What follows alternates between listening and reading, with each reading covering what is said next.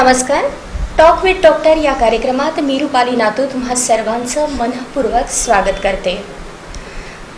सोलापूरच्या विजापूर रोड येथील माधवबाग या शाखेच्या प्रमुख संचालिका तसेच प्रमुख वैद्यकीय अधिकारी असणाऱ्या डॉक्टर शलाका पाटील मॅडम आज आपल्यासोबत आहेत आणि सुदृढ हृदय व सुयोग्य जीवनशैली याविषयी शलाका मॅडम आज आपल्याला मार्गदर्शन करणार आहेत. मॅडम नमस्कार. नमस्कार. संपूर्ण भारतभरामध्ये माधवबागच्या 200पेक्षा जास्त शाखा आहेत. त्यांच्या सर्वोत्तम शाखांपैकी एक शाखा म्हणून विजापूर रोडवरच्या शलाका मॅडम यांच्या माधवबाग शाखेचं नाव आहे. तर मॅडम, संपूर्ण भारतभरामध्ये माधवबागच्या एवढ्या शाखा आहेत, पण आपल्या सोलापुरातल्या तुमची जी शाखा आहे विजापूर रोडवरची, तर या शाखेला भारतभरामधल्या सर्वोत्तम शाखांपैकी एक मानलं जातं. तर नेमकं याचं कारण काय आहे? माधवबागमध्ये साधारण हृदयविकाराचे रुग्ण जास्त येतात. साधारण 90% रुग्ण हे आपल्याकडे हृदयविकाराचे असतात. त्याबरोबर उच्च रक्तदाब, डायबिटीज, लठ्ठपणा असे सर्व प्रकारचे रुग्ण आपल्याकडे येतात. मात्र हृदयविकाराचे पेशंट ज्या वेळेला येतात त्यावेळेला ते अतिशय घाबरलेल्या स्थितीमध्ये असतात. पूर्ण रुग्णासहित रुग्णाचं पूर्ण कुटुंब हे तणावपूर्ण स्थितीमध्ये असतं. अशा वेळेला रुग्ण आणि नातेवाईकांशी प्रभावी संवाद करून त्यांच्या मनातली हृदयविकाराविषयीची जी भीती आहे ते दूर करणं हा उपचारांमधला पहिला टप्पा आहे असं मला वाटतं. आजारापेक्षा आजाराची भीती माणसाला जास्त मारते. तर जर रुग्णाच्या आणि रुग्णाच्या नातेवाईकांच्या मनातली भीती आपल्याला पहिल्यांदा कमी करता आली तर तो उपचारांमधला पहिला टप्पा आहे असं मला वाटतं. ते काम जास्त चांगल्या पद्धतीने आपल्या इथे होतं. त्याच्याबरोबर माझ्याबरोबरच माझे पेशंट केअर एक्झिक्युटिव्हज असतील, असिस्टंट डॉक्टर असतील, थेरपिस्ट असतील, तर हे सर्वजण रुग्णांची अतिशय तळमळीने रुग्णांवरती उपचार करतात. आणि रुग्ण म्हणून आलेली प्रत्येक व्यक्ती ही आजारातून पूर्णपणे कशी बरी होईल यासाठी आमच्या शाखेमध्ये मनपूर्वक प्रयत्न केले जातात. त्यामुळेच ज्या काही माधवबागच्या सर्वोत्तम शाखा आहेत त्यापैकी माधवबाग विजापूर रोड शाखा ओळखली जाते. वैद्यकीय क्षेत्रामध्ये रुग्णसेवा हे गुणवत्तेचं परिमाण मानलं जातं आणि आत्तापर्यंत तुम्ही जी रुग्णसेवा केलेली आहे गेल्या 11-12 वर्षांपासून, तर याचीच माधवबाग आणि अनेक सामाजिक संस्थांनी दखल घेत woman recognition award, smart woman award, best doctor award, सर्वोत्तम महिला अवॉर्ड अशा अनेक पुरस्कारांनी शलाका मॅडम तुम्हाला आत्तापर्यंत गौरवलं गेलं आहे. तर याबद्दल काय सांगाल? समाजाला हृदयविकार मुक्त करायचं असेल तर केवळ क्लिनिकमध्ये बसून रुग्णांवरती उपचार करणं एवढं मर्यादित काम करून उपयोगाचं नाही आहे. तर आपल्याला समाजामध्ये जाऊन हृदयविकाराविषयी जागरूकता निर्माण करावी लागेल. याची कुठेतरी मला जाणीव झाली आणि त्या जाणीवेतून अनेक सामाजिक संस्था, महाविद्यालय अशा ठिकाणी साधारण 300च्या वरती हृदयविकारावरती अवेअरनेस लेक्चर्स मला आजपर्यंत घेता आले. याचा मला अभिमान वाटतो.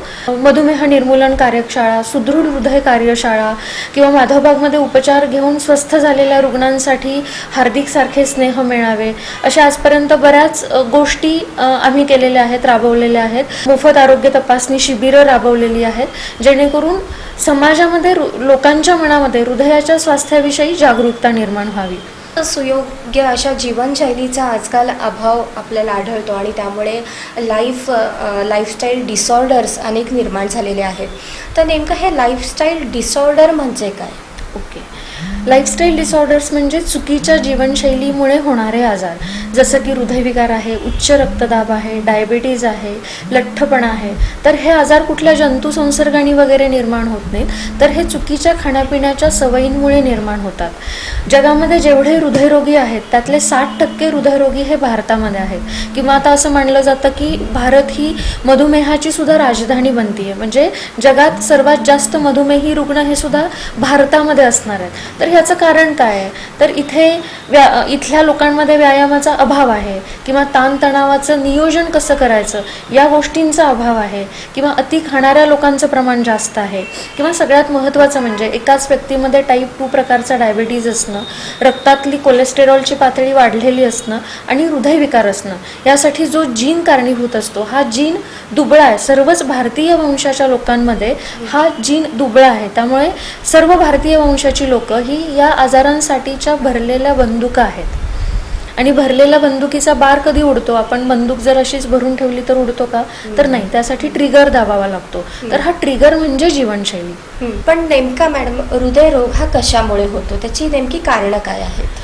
हृदयविकाराच्या कारणांमध्ये बघायला गेलं तर सर्वात पहिल्यांदा स्निग्ध पदार्थ जास्त प्रमाणात घेणं, दुसरं व्यायामाचा अभाव, व्यायाम न करणं, वेगवेगळी व्यसनं जशी की अतिमद्यपान असेल, धूम्रपान असेल, या गोष्टी, त्याबरोबर टाईप 2 डायबिटीज म्हणजे diabetic patients are more prone to cardiac disorders. डायबिटीसच्या पेशंट्सना हृदयविकार होण्याची शक्यताही जास्त असते. तर ही हृदयविकाराची कारणं आहेत. आता पूर्वीची लोक भरपूर तेल तूप खायचे, पण दिवसभराच्या कष्टाच्या कामांमध्ये ते पचवून टाकत होते. खाण्यापिण्यातले पदार्थ खूप बदललेले आहेत. म्हणजे पूर्वी चिवडा लाडू ह्या गोष्टी फक्त सणावाराला किंवा दिवाळीच्या निमित्तानं बनायच्या. आता हे वर्षभर चालू असतं. किंवा फास्ट फूड, जंक फूडचं प्रमाण हे जास्त आहे. इडली, डोसा, पावभाजी असे पदार्थ हे फ्रिक्वेंटली किंवा रोजच्या आहारामध्ये यायला लागलेले आहेत. तर ह्या सगळ्या गोष्टींमुळे या सगळ्या गोष्टी ह्या पुढे जाऊन आपल्याला लाईफस्टाईल डिसऑर्डर्सकडे घेऊन जातात. हृदयरोगाची ही कारणं झाली, आणि हृदयरोगाची लक्षणं कशी ओळखायची आणि नेमकी ती लक्षणं कोणती असतात? ओके. हृदयविकाराच्या लक्षणांपैकी पहिलं कार्डिनल सिम्पटम जे असतं ते असतं दम लागणं. मग याच्या ग्रेड्स असतात. ग्रेड 1 डिझनिया, ग्रेड 2 डिझनिया, ग्रेड 3 डिझनिया, ग्रेड 4 डिझनिया, अशा त्याच्या ग्रेड्स असतात. मात्र दम लागणं हे लक्षण जे आहे हे सुरुवातीच्या स्थितीमध्ये खूप दुर्लक्षित केलं जातं. म्हणजे मला अशक्तपणा आला म्हणून मला दम लागतोय, किंवा माझं शारीरिक कष्ट जास्त होत आहे कदाचित त्यामुळे मला दम लागत असेल, असं म्हणून दम लागणं या लक्षणाकडे दुर्लक्ष केलं जातं. दम बेसिकली वेगवेगळ्या गोष्टींमुळे लागतो. जसं शरीरात रक्त कमी असेल तर ॲनेमियामुळे दम लागतो. फुफ्फुसांची कार्यक्षमता कमी झालेली असेल, फुफ्फुसांच्या आजारांमध्ये दम लागतो. हृदयविकाराचं पहिलं लक्षण, कार्डिनल सिम्पटम जे आहे ते दम लागणं हे असतं. त्यामुळे दम लागणं असं लक्षण जर असेल तर तुम्ही डॉक्टरकडे जाऊन पहिलं रूल आउट केलं पाहिजे की मला दम लागतो, तर तो यातल्या नेमक्या कुठल्या कारणामुळे मला दम लागतो. हृदयविकारामुळे येणारं दुसरं लक्षण जे असतं ते म्हणजे चेस्ट पेन, छातीमध्ये दुखणं. हृदयविकारामुळे जे छातीत दुखतं ते बेसिकली सेंट्रल चेस्ट पेन किंवा लेफ्ट सायडल चेस्ट पेन असतं. म्हणजे छातीच्या मध्ये दुखतं किंवा डाव्या बाजूला दुखतं, आणि डाव्या बाजूचं दुखणं छातीतलं हे खूपदा डाव्या हाताकडे रेफर होतं, मागे पाठीत रेफर होतं किंवा डाव्या जबड्याकडे रेफर होतं. अशा पद्धतीचं जर दुखणं असेल तर ते बेसिकली हृदयविकारामुळे असू शकतं. पण छातीत दुखत असेल तर ते दरवेळी हृदयविकारामुळेच दुखतं असंही नसतं. कधी कधी पचनाच्या त्रासामुळे, पोटात गॅसेस झाल्यामुळे, त्याचं प्रेशर वरती आल्यामुळे सुद्धा छातीत दुखू शकतं, किंवा मस्क्युलर पेनसुद्धा असू शकतं. सो जर छातीत दुखत असेल तर ते नेमक्या कुठल्या कारणामुळे दुखतंय हे सुद्धा आपण डॉक्टरकडे जाऊन रूल आउट केलं पाहिजे. हृदयविकारामुळे जे छातीत दुखतं ते बेसिकली 2 गोष्टींमुळे दुखत असतं. एक जर पेशंटला हार्ट अटॅक आलेला असेल तर इन्फ्राक्टमुळे छातीत दुखतं, आणि दुसरं इश्चेमियामुळे म्हणजे हृदयाच्या मांसपेशींना जर रक्तपुरवठा कमी प्रमाणात होत असेल तर हृदयामुळे छातीत दुखतं. तर डॉक्टरकडे गेल्यानंतर आपल्याला व्यवस्थित कळू शकतं की ही इमर्जन्सी आहे का, किंवा आपल्याला दुसऱ्या कुठल्या उपचारांची गरज आहे ते. हृदयविकारामुळे येणारे पुढच्या लक्षणांपैकी लक्षण म्हणजे पाल्पिटेशन, छातीत धडधड करणं, अस्वस्थपणा वाटणं, छातीवर ओझं ठेवल्यासारखं वाटणं, जडपणा वाटणं. त्याच्यानंतर गिडीनेस म्हणजे चक्कर येणं, किंवा बायलॅटरल पेडलिडिमा म्हणजे दोन्ही पायांवरती भरपूर सूज असणं, ही हृदयविकाराची बेसिक लक्षणं आहेत. शलाका मॅडम, तुम्ही आता जी लक्षणं सांगितली हृदयविकारांची, तर यापैकी कुठलं लक्षण जर आढळून आलं तर डॉक्टरकडे जाऊन मग त्याच्याकरता कोणकोणत्या तपासण्या आहेत उपलब्ध की ज्याच्यामुळे आपल्याला फायनल कळू शकेल की तो खरंच म्हणजे हृदयरोग आहे की कुठल्या दुसऱ्या कारणामुळे तसा त्रास होतोय? ओके. हृदयविकाराच्या बाबतीमध्ये आपण ज्या तपासण्या करतो त्यामध्ये बेसिकली ब्लड प्रेशर बघितलं जातं, हार्ट रेट बघितला जातो, ECG काढला जातो, इलेक्ट्रोकार्डिओग्राम. तर ECGवरून आपल्याला बऱ्याच काही गोष्टी कळतात, जसं की हृदयाला रक्तपुरवठा होतोय का, हृदयाच्या कुठल्या भागाला सूज झाली आहे का. मात्र ECGवरून आपल्याला सर्व गोष्टी कळत नाहीत. ECGवरून आपल्याला फक्त 30% गोष्टी कळतात. म्हणजे हृदयाच्या त्रासाची सुरुवात असेल तर इनिशियल स्टेजमध्ये आपला ECG खूप वेळा नॉर्मल येऊ शकतो. त्यामुळे ECG नॉर्मल आहे म्हणजे मला हृदयाचा कुठला त्रास नाही असं आपण 100% म्हणू शकत नाही. म्हणून काही पुढच्या तपासण्या करणं हे गरजेचं असतं. जसं स्ट्रेस टेस्ट असेल, 2D इको असेल. तर स्ट्रेस टेस्ट म्हणजे ECG काढताना जसे पेशंटला लीड्स लावले जातात छातीला, तसे लीड्स लावून पेशंटला एका ट्रेडमिल मशीनवरती विशिष्ट प्रोटोकॉलला चालवलं जातं आणि चालत असतानाचा ECG डॉक्टर अभ्यासतात आणि त्याच्यावरून आपल्याला बऱ्याच गोष्टी कळतात. स्ट्रेस टेस्ट हे नॉन इन्व्हेजिव्ह म्हणजे कसलीही चिरफाड न करता हृदयाच्या आरोग्याच्या बाबतीत आपल्याला माहिती देणारी सर्वोत्तम टेस्ट आहे असं मला वाटतं. स्ट्रेस टेस्टमध्ये बेसिकली आपल्याला 2 महत्त्वाच्या गोष्टी कळतात. एक म्हणजे हृदयाच्या मांसपेशींना रक्तपुरवठा व्यवस्थित होतोय का, तो जर कमी प्रमाणात होत असेल तर हृदयाच्या कुठल्या भागाला रक्तपुरवठा कमी पडतो हे आपल्याला स्ट्रेस टेस्टमध्ये कळतं. आणि हृदयाची कार्यक्षमता किती आहे, ज्याला आपण VO2 मॅक्स असं म्हणतो. VO2 मॅक्स म्हणजे हृदयाच्या मांसपेशींची ऑक्सिजन धरून ठेवण्याची किंवा ऑक्सिजन वापरण्याची क्षमता ही साधारण 35 ml वरती असावी लागते. आपण खूपदा असं बघतो की काही पेशंट्स असतात 2 हार्ट अटॅक 3 हार्ट अटॅक आले तरी व्यवस्थित असतात, मात्र काही पेशंट असे असतात की पहिल्या हार्ट अटॅकमध्येच दगावतात. तर याचं कारण असतं VO2 मॅक्स म्हणजे हृदयाची कार्यक्षमता. ज्याचा VO2 मॅक्स चांगला असा पेशंट त्यातून वाचण्याचे, सर्वाईव्ह होण्याचे चान्सेस जास्त असतात, तर असा पेशंट लवकर दगावू शकतो. त्यामुळे स्ट्रेस टेस्टमध्ये आपल्याला 2 महत्त्वाच्या गोष्टी कळतात. एक म्हणजे हृदयाचा रक्तपुरवठा आणि दुसरी हृदयाची कार्यक्षमता. त्याच्यानंतरची तपासणी हृदयविकाराच्या बाबतीत असते ती म्हणजे 2D eco colour Doppler taste. तर त्याच्यामध्ये आपल्याला हृदयाचे 4ही कप्पे, हृदयाच्या झडपांचं काम कसं चाललं आहे, हृदयाची रक्त फेकण्याची किंवा रक्त खेचण्याची ताकद किती आहे हे समजतं, किंवा हृदयाच्या कुठल्या भागाला सूज असेल तर ते आपल्याला इकोमध्ये समजतं. प्रत्येक टेस्टचा सिग्निफिकन्स हा वेगळा असतो. प्रत्येक तपासणीतून आपल्याला वेगवेगळ्या गोष्टी कळतात.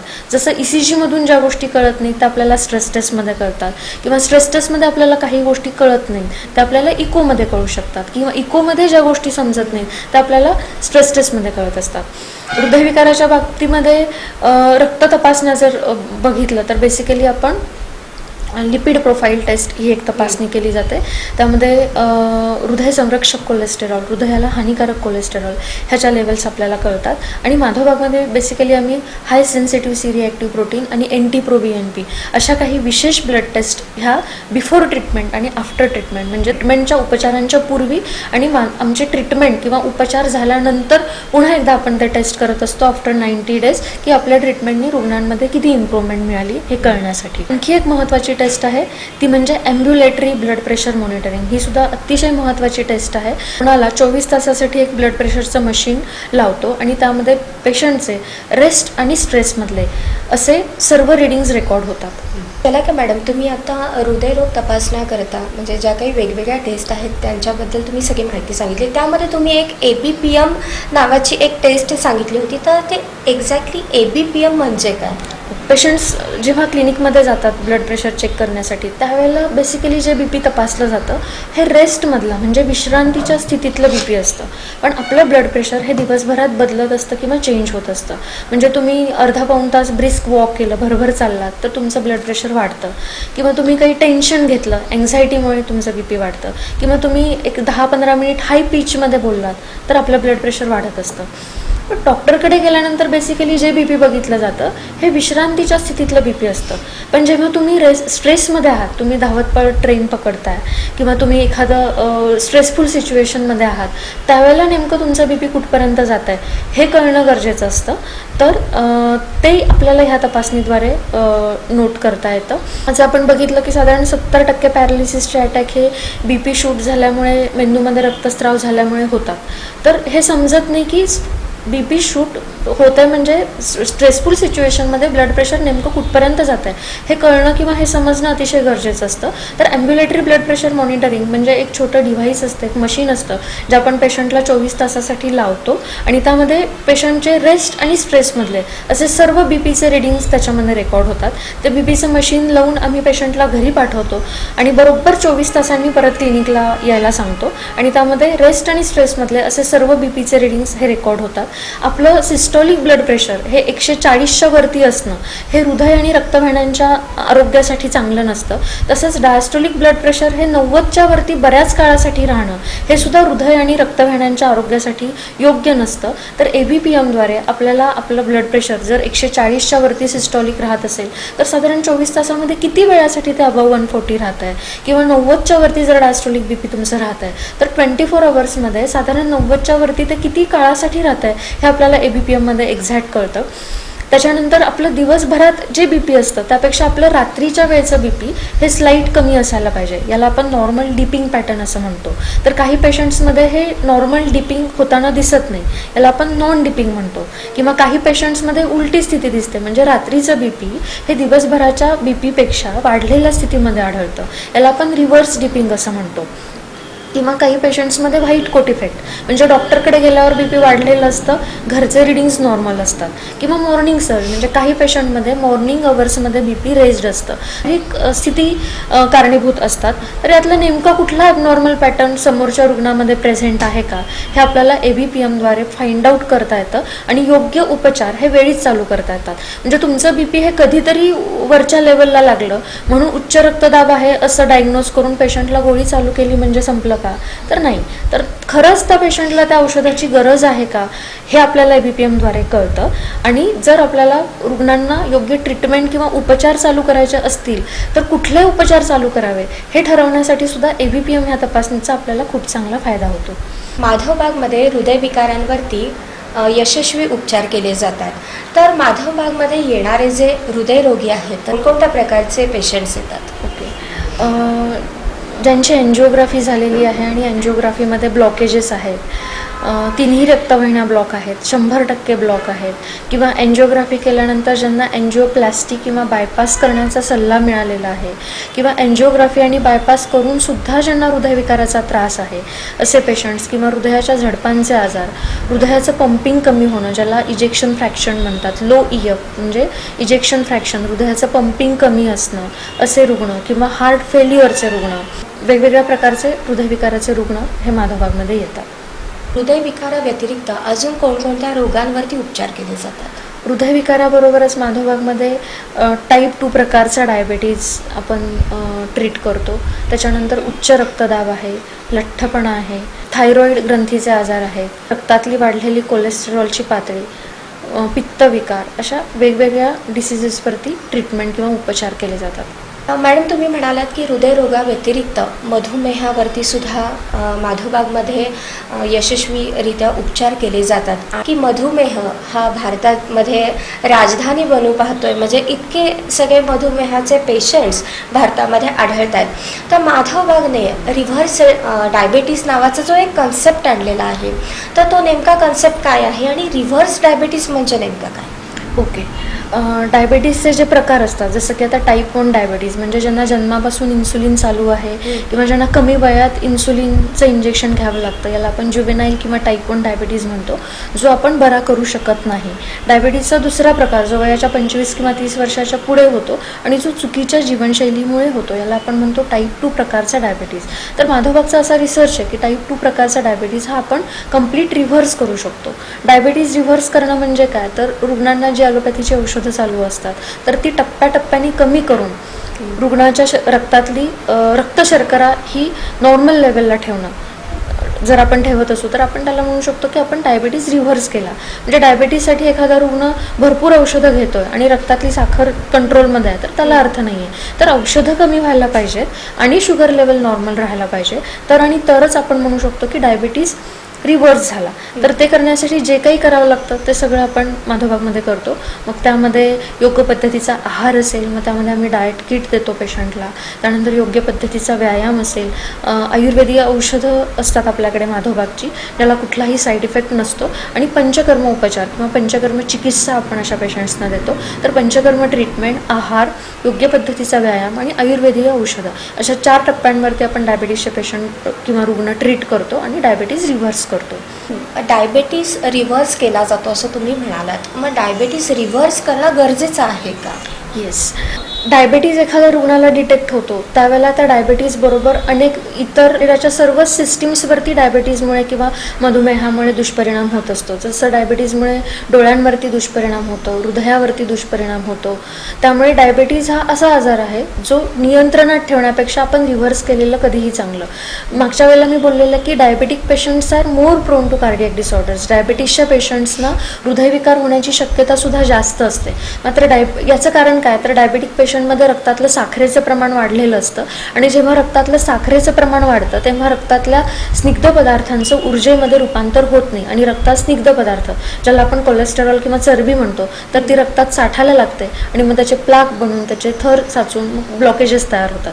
त्यामुळे म्हटलं जातं की डायबिटिक पेशंट्सना हृदयविकार होण्याची शक्यता सुद्धा जास्त असते. म्हणजे 2 डायबिटीजपैकी एक हृदयविकाराचा पेशंट असतो एवढं त्याचं प्रमाण आहे. म्हणजे माझ्याकडे जर 50 डायबिटीसचे रुग्ण येत असतील तर एखाद्या महिन्यात तर त्यातले 25 ऑलरेडी हार्टचे पेशंट असतात. मात्र डायबिटीसच्या पेशंटला हृदयाचा त्रास असला तरी सुरुवातीच्या स्थितीमध्ये तो जाणवत नाही. ह्याचं कारण सुद्धा डायबिटीज असतं. म्हणजे डायबिटीजचा जसा डोळ्यावर दुष्परिणाम होतो, शरीरातल्या सर्व सिस्टीम्सवरती दुष्परिणाम होतो, तसा डायबिटीसचा आपल्या शरीरातल्या नर्व्सवरती पण दुष्परिणाम होत असतो. याला आपण पेरिफेरल न्यूरायटिस किंवा न्यूरोपॅथी असं म्हणतो. म्हणजे डायबिटीजमुळे नर्व्ह एंडिंग्स डॅमेज होतात, शरीराच्या संवेदना नष्ट होतात. त्यामुळे डायबिटिक पेशंटला हृदयाचा त्रास असला तरी सुरुवातीच्या स्थितीमध्ये तो आढळत नाही. त्यामुळे आमच्याकडे जे डायबिटिक हृदयविकाराचे रुग्ण असतात त्यांचं हेच म्हणणं असतं की मॅडम मला अगोदर काहीच त्रास नव्हता, एन्जिओग्राफी केली त्यात इतके ब्लॉकेजेस आढळले, किंवा मॅडम मला काहीच त्रास नव्हता, अचानक हार्ट अटॅक आला. ॲक्च्युली त्रास असतो मात्र डायबिटीजमुळे तो पेशंटला जाणवत नाही. म्हणून डायबिटीज हा असा आजार आहे, म्हणून डायबिटीजला आपण सायलेंट किलर म्हणतो. म्हणून डायबिटीज हा असा आजार आहे जो नियंत्रणात ठेवण्यापेक्षा रिव्हर्स केलेलं कधीही चांगलं. आपला जो विषय आहे तो आहे सुदृढ हृदयरोग आणि सुयोग्य जीवनशैली. तर त्या लाईफस्टाईल डिसऑर्डरमुळे हे जे रोग होतात तर ते सुयोग्य जीवनशैली जर आपण अंगीकृत केली तर ते होणार नाहीत, नक्कीच होणार नाही. तर सुयोग्य जीवनशैली म्हणजे नेमकं काय? सुयोग्य जीवनशैली म्हणजे त्याच्यामध्ये योग्य पद्धतीचा आहार आणि योग्य पद्धतीचा विहार या 2 गोष्टींचा समावेश आहे सुयोग्य जीवनशैलीमध्ये. मग योग्य पद्धतीचा आहार कुठला असावा साधारण, तर हृदयविकाराच्या बाबतीत किंवा आपण आत्ता ज्या लाईफस्टाईल डिसऑर्डर्स म्हणतो जसं की डायबिटीज आहे, उच्च रक्तदाब आहे, लठ्ठपणा आहे, तर ह्या सगळ्या विकारांच्या बाबतीत बघायला गेलं तर स्निग्ध पदार्थांचा आपल्या आहारामध्ये कमीत कमी समावेश आपण केला पाहिजे. भरपूर तेल तूप खाणं किंवा दुधावरची साय लोणी तूप या गोष्टींचा आहारामध्ये कमी प्रमाणात समावेश केला पाहिजे. किंवा तेलाचा वापर तेलकट तळलेले पदार्थ हे कमी प्रमाणात घेतले पाहिजेत. त्यानंतर बेकरी प्रॉडक्ट्स असतील तर ते कमी घेतले पाहिजेत. इडली डोसा आंबवलेले पदार्थ याचं प्रमाण आहारातलं कमी केलं पाहिजे.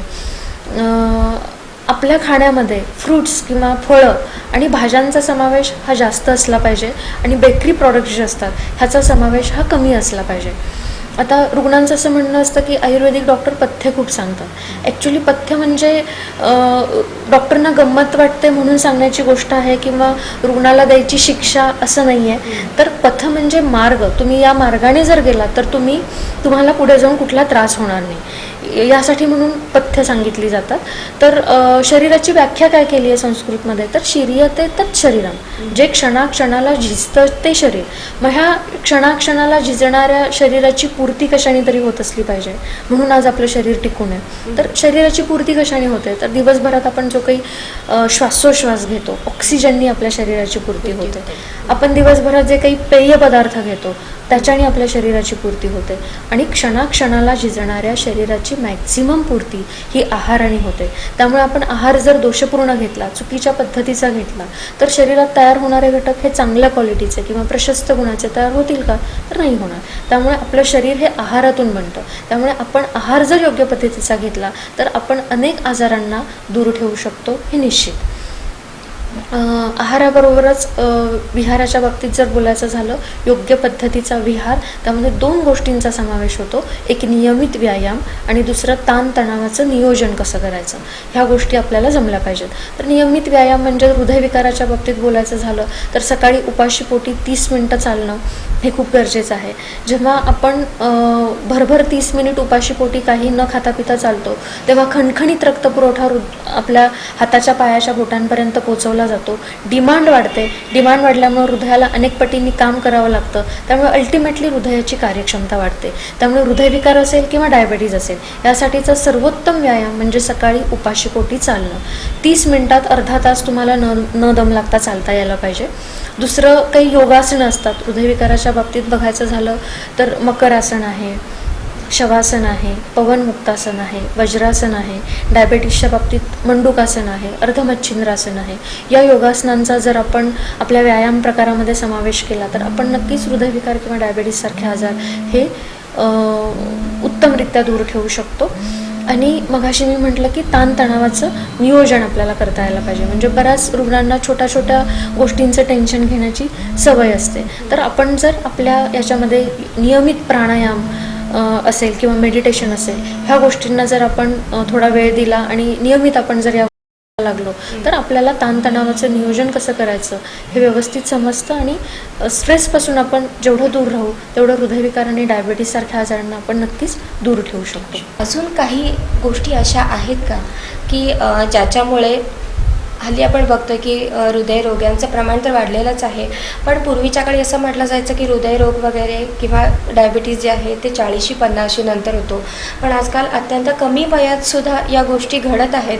तर त्यासाठी काय मार्गदर्शन कराल? ओके, बरोबर आहे. म्हणजे आपण आता बघतो की अगदी 30च्या वयामध्ये हृदयविकारांनी बळी जातात. आपण आजूबाजूला ह्या घटना पाहताना बघतो, न्यूजपेपरमध्ये आपण हे वाचतो, किंवा पुरुषांबरोबर स्त्रियांमध्ये सुद्धा आपल्याला हृदयविकाराचे रुग्ण आढळतात किंवा बघायला मिळतात. तितकंच प्रमाण आहे स्त्रियांमध्ये सुद्धा. वयाच्या 30 वर्षाच्या पुढे प्रत्येक व्यक्तीने काही महत्त्वाच्या तपासण्या ह्या नियमितपणे केल्या पाहिजेत. मग तुम्ही अगदी स्वतःला एक सवय लावून घ्या की तुमचा जो काही वाढदिवस असेल, वाढदिवसादिवशी मी माझं पूर्ण हेल्थ चेकअप करणार, किंवा नवीन वर्षाच्या सुरुवातीला मी माझं बॉडी चेकअप किंवा हेल्थ चेकअप करणार, असं तुम्ही एक स्वतःशी एक प्रॉमिस केलं पाहिजे प्रत्येक व्यक्तीने, असं मला वाटतं. आणि तपासण्यांच्या बाबतीत ॲटलिस्ट तुम्ही तुमचं ब्लड प्रेशर असेल, रक्तातली ब्लड शुगर लेवल असेल, किंवा कोलेस्टेरॉल लिपिड प्रोफाईल टेस्ट म्हणून एक टेस्ट असते ज्यामध्ये आपल्याला कोलेस्टेरॉलच्या लेवल्स कळतात. स्ट्रेस टेस्टमध्ये आपल्याला हृदयाच्या आरोग्याविषयी खूप महत्त्वपूर्ण माहिती मिळते. तर अशा काही बेसिक तपासण्या आहेत ज्या आपण नियमितपणे केल्या तर आपण नक्कीच या आजारांना दूर ठेवू शकतो. जर इनिशियल स्टेजमध्ये हे आजार असतील, तपासण्या यासाठी केल्या जातात की तपासण्यांद्वारे रुग्णाच्या शरीराची डॉक्टरना कमी वेळामध्ये खूप चांगली माहिती मिळत असते.